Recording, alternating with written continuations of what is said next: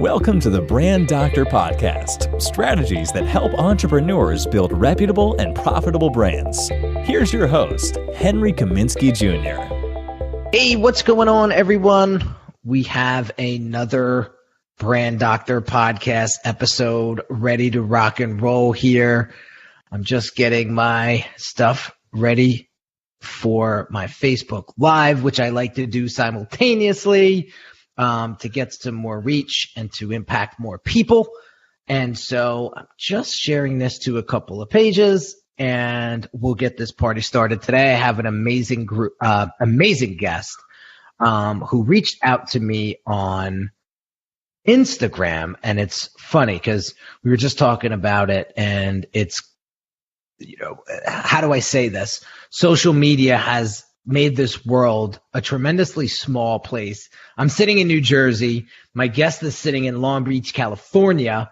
And through Instagram, we were able to connect and really share each other's stories, share each other's messages. And it was funny. I said, "How did you find me?" And he said, "Well, I was searching hashtags, and I hashtagged podcast, and one of your pictures came up.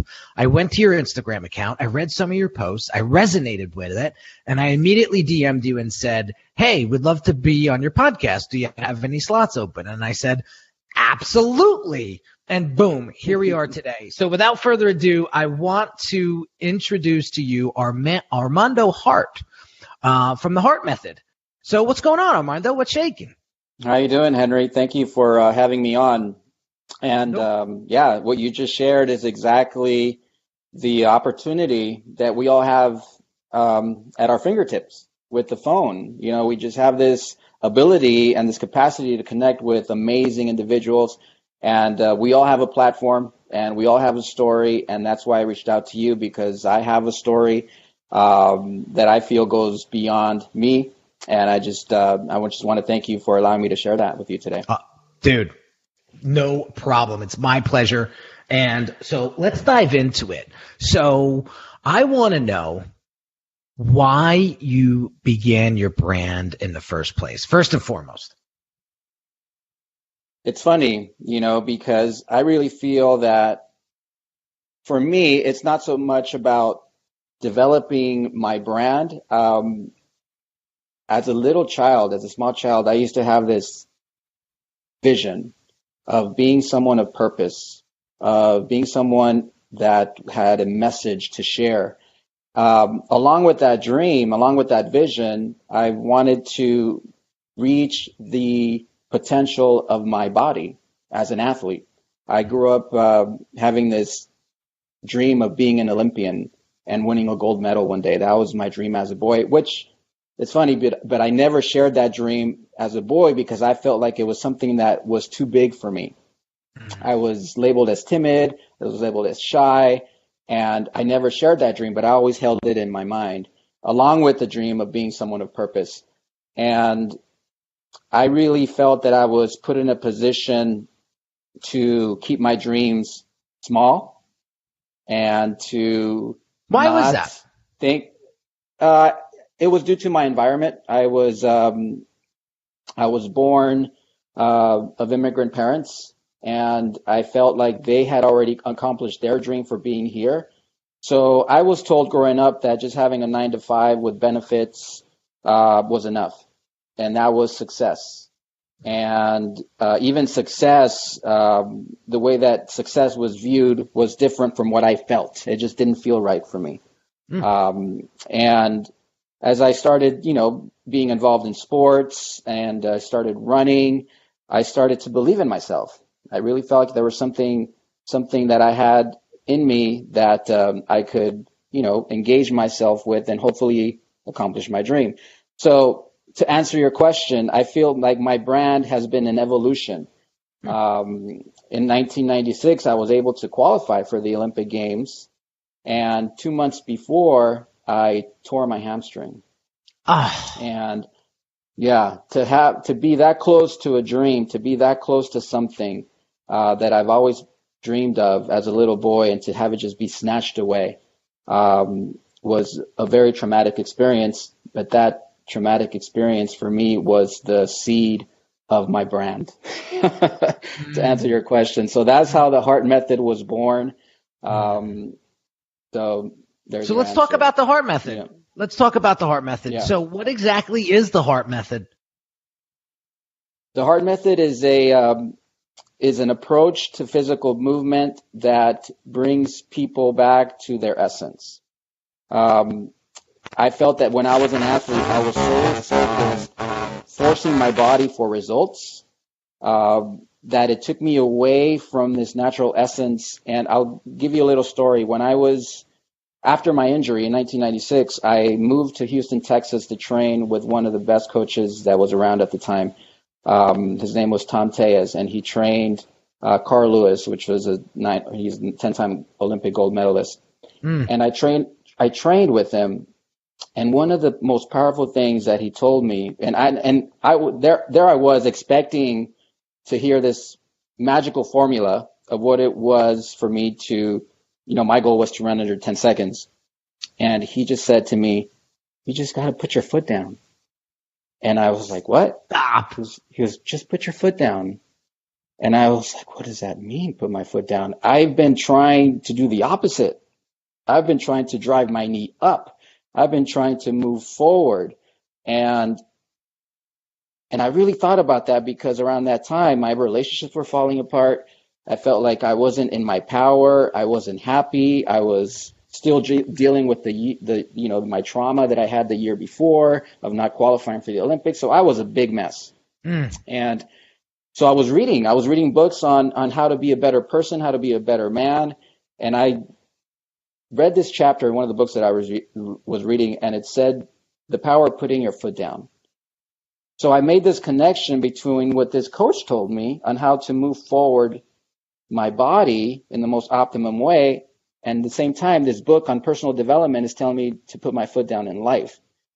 So I really thought about that, and that's where it all happened to me. Like this light bulb went on in my head, and I said, "You know what?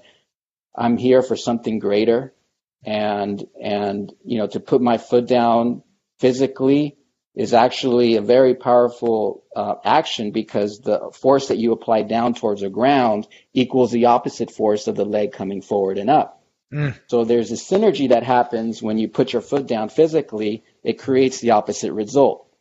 And in life, I took that teaching as well, and I said, you know what? I need to put my foot down with myself.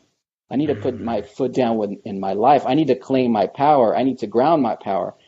And that for me was the first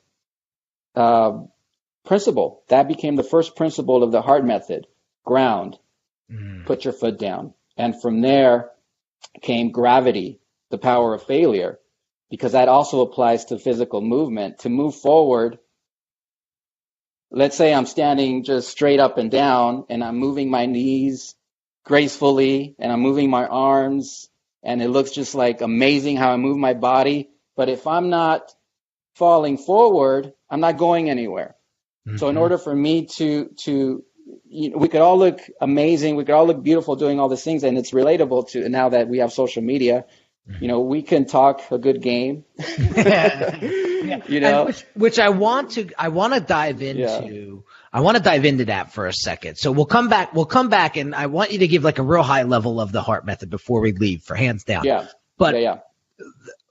So you mentioned something just now, right? You said, on social media, it looks like people talk, or people make it look like they can talk a big game. Right. Yeah. But then when you find out who they truly are, they're not who they truly are. Right. And that starts the skepticism. That starts the one eyebrow up, like, who's this guy? Yes. And I've been on a goddamn mission for the past 10 years, but really the past 2-3 years. Yeah. To really put my foot down and ground myself and start showing people who the real Henry Kaminski is. He happens to be called the brand doctor now, but who the real Henry Kaminski is. And I am pulling back the curtain, and I am showing people who it is. So if there's some numbnut out there that ever wants to try to mess with my reputation, they're the ones that are going to look like the asshole because I am so damn transparent. You can't take that away from me, right? And so trying to be someone you're not is only going to get you in trouble. Armando, how many of these Instagram accounts do you see now with the guy standing in front of the Lamborghini or the guy, and next thing, and the Range Rovers and the Bentleys, and next thing you know, you find out that the guy's driving a Honda Odyssey, really, and he's renting the Range Rovers and the Bentleys for his freaking promo videos. Yeah, and you see that it's so common. I mean, it's such a challenge for everybody, I feel, to just be in themselves and be true to who we are, right? Why? I talk from experience too, because and I'll give you a personal experience. I just released an app last week. Okay. And I held on to me not posting it, not putting it out there. Why? Because I was comparing myself to what others were posting, what others were saying about their app, looking at their accounts, like, whoa, look at his app, look at her app.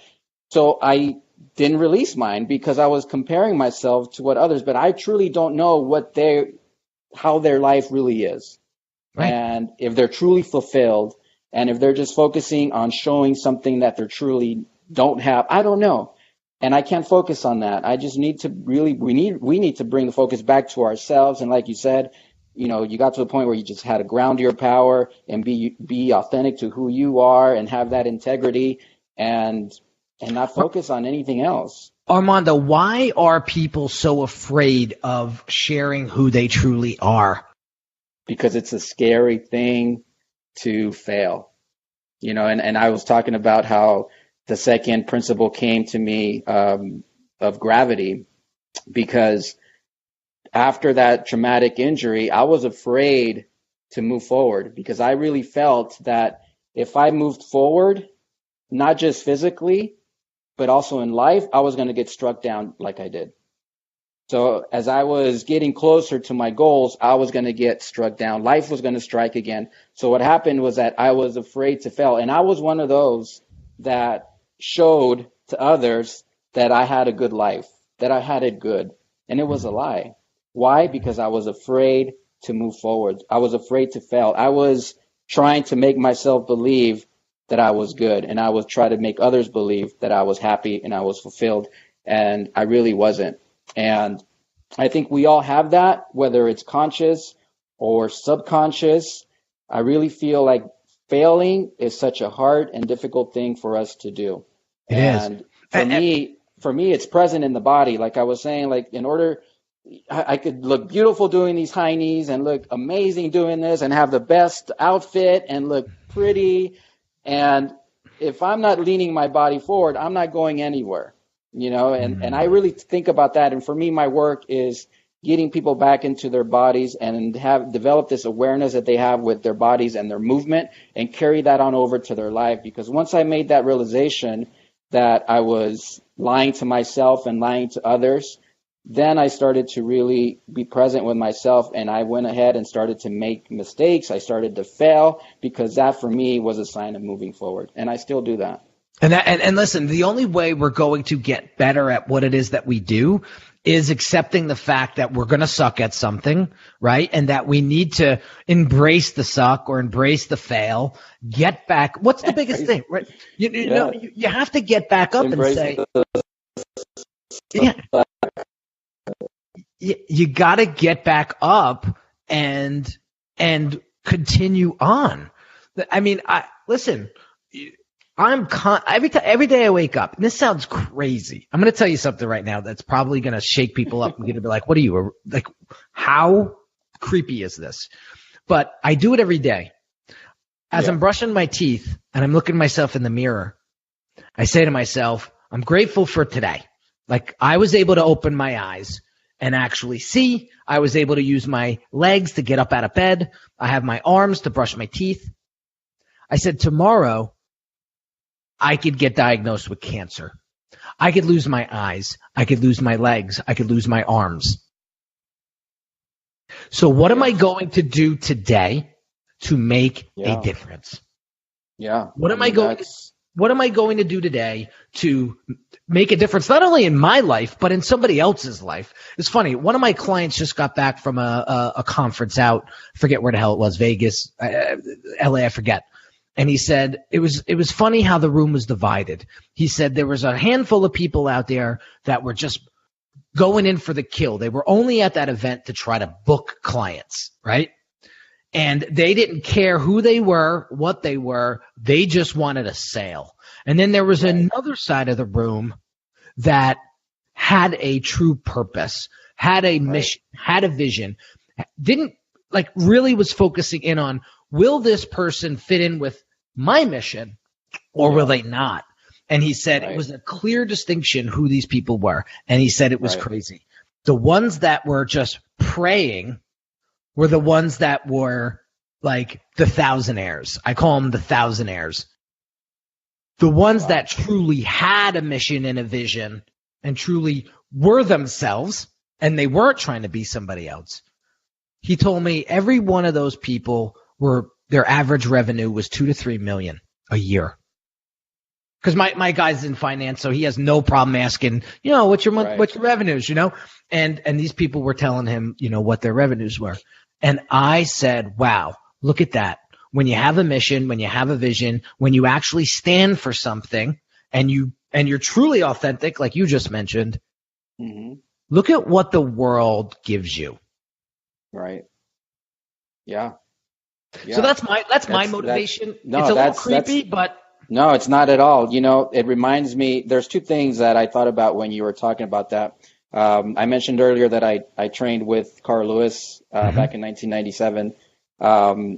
And if you knew, and if you watched Carl Lewis run, he would always start behind everyone else. He would always get out the blocks last.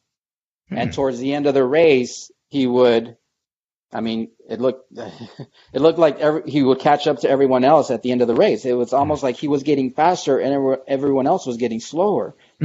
So I remember coming across a coach and he goes, you train with him. You should tell him that if he gets out of the blocks faster, and I could help him, this coach was telling me, he's like, I could help him get out of the blocks faster and he could run even, way faster. His time could be even way faster than he currently ran. So, but if you knew Carl Lewis, you knew that he had a method. You knew that he would set up his blocks a certain way, so the angles of his body would be set up in a way that he would clear the blocks in a certain way to maximize his acceleration and then minimize his deceleration. So in essence, he was running faster for a longer period of time while others were running faster for a shorter period of time. And then he was getting slower for a shorter period of time while the others were getting slower for a longer period of time. So it gave the illusion that he would always come back at the end and surpass everybody. But he needed to trust his process. He needed to trust where he was in the race in order for him to do that. And I think that's, as a metaphor in life, we sometimes we get out of the blocks a little slow.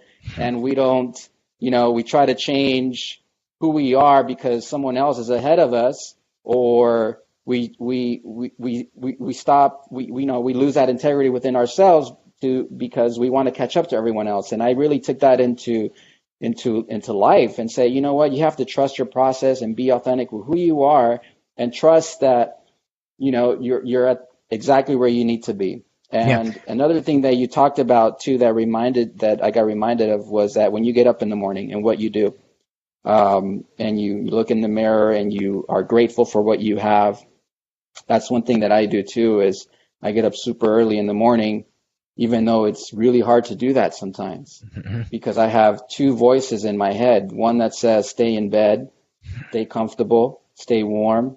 And I have this other voice in my head that talked to me the night before and told me, you're going to have a hard time getting up tomorrow, but don't listen to that voice because this is essence talking. This is not your ego. There you go. I remember that voice and I get up, and the hardest walk is from my bed to the bathroom. That's the hardest walk of my day. But as soon as I splash water on my face, I start to wake up.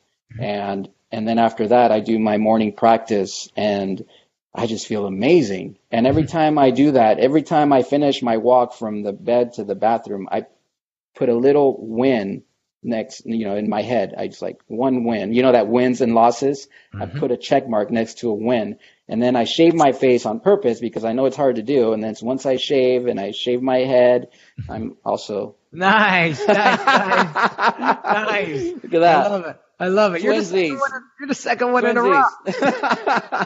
I love it. So I shave my head, and then I was like 2 wins, and then I do my morning practice, 3 wins. So by the time I walk out of my home, I'm 10-0. I have this winning attitude. And that for me is being an essence. So that person that, looks in the mirror, that's being grateful, that's essence, and that sets the tone for the rest of your day. I'm sure, right? Oh my God. Listen, you got to figure out how to create success. Success doesn't happen to you.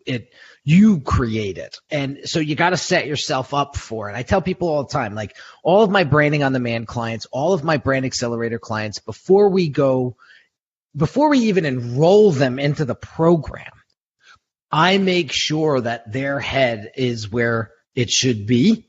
Otherwise, the program will not work for them. So if they're not hungry, if they're not willing to take things to the next level, if they looking for the quick fix or the get rich quick, that's not me. And so, we got to set you up for success, and it starts here. It starts in your head. And if you're not thinking right, your outcomes won't be right. Your results won't be right. And so I want to make sure going forward that, and it's funny, it took me 10 years to figure this out, but, you talked about grounding and putting your foot down. I have a very stringent qualification process now that I do. I don't take every client, I can only take 10 clients a month, which is that small already. Yeah. But with that, it's funny. It's a very slim number that you actually get to work with, because the majority of the folks, like you said, they're trying to be somebody they're not, and that doesn't resonate with me at all. All right. I've been there and got the t-shirt, so I get it. But I made a change because I said, I'm not going to be able to live my life for the rest of my life like this. Right. So if you come to me and you're looking to get ahead and speed and hack your way through the world, not me, not a good fit. Go find somebody to help you hack whatever you need to hack. But so this qualification process is basically me chiseling down the person to see whether or not I'm going to be able to get this person result.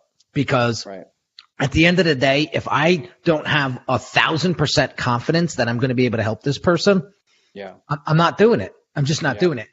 And we all know, and the folks that are watching and listening to this, you're probably asking yourself, well, I'm just starting out, and you told me to take every client that you possibly can.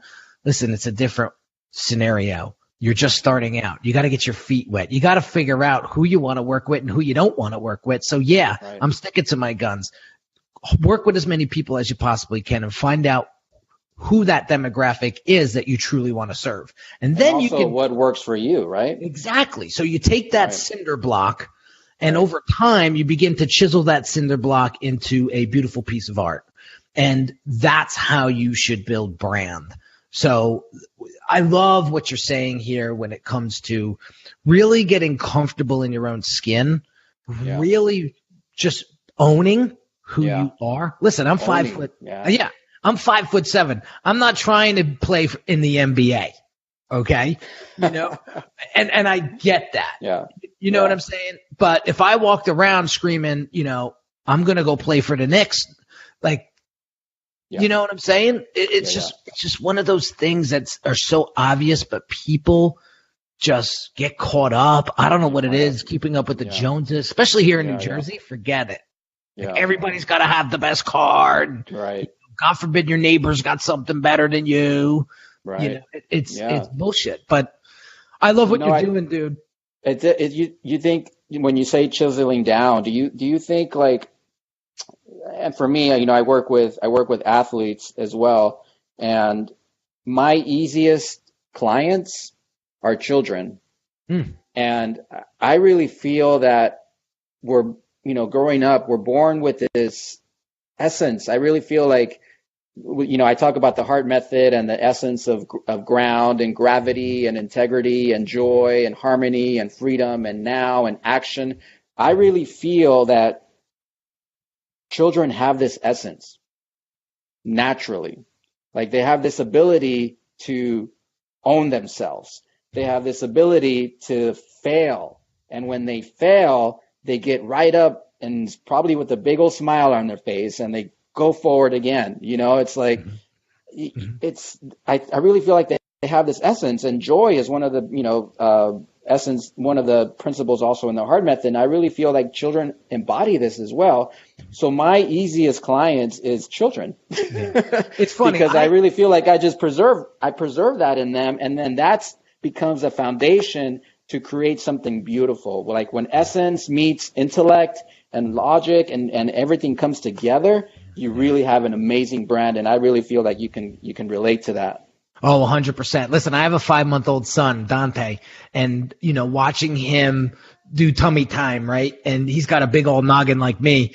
And, it's when I see him pushing himself up, and trying to keep that head up, and getting that neck control, and I see him get tired and go, boom, it sounds like a brick hits the floor, right? And then it's 2 seconds later, his head's back up and he's pushing through and he's trying to roll over. And now he's like a little Mexican bean. He like rolls all over the floor. You know what I mean? And it's just amazing to watch how what's the word that I'm looking for? They're just so damn persistent and they're pure is the word that I was looking for. Yeah. When clients come to me and they want to help, and they want help building their brand or taking their brand to the next level, the best client is the client that says, I am 100% coachable. I am hiring you for a reason. Yeah. This is your world. I'm your, I'll be Obi-Wan, I'll be Luke Skywalker. You just be my Obi-Wan Kenobi and guide me. That's the best client. And that's the client that gets the best results. I have a client, Dom Fawcett. He's the salt of the earth. Love this guy. He started working with me about a year ago. And he said, there's one thing to be a great vendor, like a great person to hire, right? A great investment. But he said, there's another part to it where you need to be a great client as well. Yeah. And so as we were building his brand out last year, there were some ups and downs. There were some things that needed to get plugged in. And this guy had the most patience, where some people might have got aggravated or whatnot, but he was like, dude, whatever you need, let me know. He once had to pull over on the side of the highway to send me a file, and he did it, and he didn't complain about it. Right. And I was like, now look at this guy a year later. His goal, he hired me in January. His goal was to be out of his 9 to 5 by December. We got him out of that job in June. Wow. And amazing. We were happy. I mean, when I got that text message and he said, I put in my 2 weeks, I said, bro, it's only June. He said, yeah, exactly. Wow. That just lit me up. That's an example of, like you said, being pure and keeping that pure essence even as adults. And it's like we all have these gaps, right? We have these gaps of where everything goes our way, or these spaces where everything goes our way. And we also have these spaces where nothing goes our way. I've been on both ends. Right? I've been on both ends. Yes. And that's it. And it's necessary, right? I feel like that's, like I said, that's forward movement. And it's exactly just like when the foot is being driven down, we don't appreciate the times where we go down. Like no one, that's the only coach that's told me, put your foot down. And I've always heard the opposite. Everyone appreciates the coming up. Everyone focuses on the knee being driven up. Everyone is focusing on results. We all focus on that, but no one appreciates the going down. No one's going to say, instead of saying, wow, look at his knee drive. Look at how graceful that knee comes up. Instead of saying that, we don't say, look at how he puts his foot down. Oh my God. Look at how, why? Because we all have this thing in our head that thinks going down is a bad thing. That falling down is a bad thing. And that's where our power lies, in those gaps where nothing goes our way. And, people like Dan, like you said, they have that ability to say, hey, this is a part of me moving forward. I'm okay with things not going my way. I have to still remain present and not expand this gap longer, because we get caught up in that and we attach ourselves to, and we become victims. And all of a sudden we make that gap even longer and longer and longer and longer, where we are like, who am I? That's right. Who am I? And that doesn't feel good, slope. That's a slippery slope. That slippery slope. Yeah. Yeah, that's all, dude. So I'm just looking at time. I could talk to you for hours. I could tell already. And I just met you. I just met you. So, it's funny. So we got about 5 minutes left. Focusing in on this topic of discussion about trying to be somebody you're not, and staying true to yourself. You got 5 minutes. What are 3 key things that pressure's on? Yeah, yeah, three key things that somebody can do right now to help them feel more comfortable in their skin, which will help them live a better life and build a better brand.